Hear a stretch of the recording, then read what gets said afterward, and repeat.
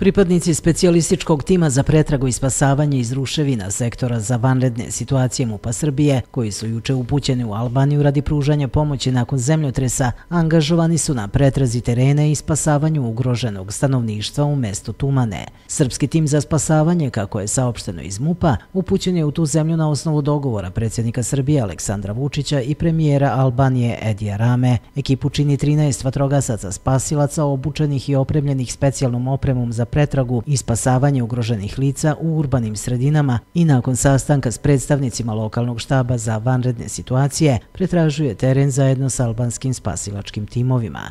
U zemljotresu jačine 6,4 Richtera koji je pogodio Albaniju utorak rano ujutro, stradalo je najmanje 18 osoba, više od 600 ih je povređeno i pričinjena je velika materijalna šteta. Tlo u regionu Balkana nastavilo je da podrhtava, pa su juče tokom dana registrovani još jedan jači potres u toj zemlji kao i jedan jačine 5,4 Richtera koji je pogodio Bosnu i Hercegovinu. Jutros je u Grčkoj registrovan zemljotres jačine 6,1 stepen sa epicentrom u blizini ostrva Krit.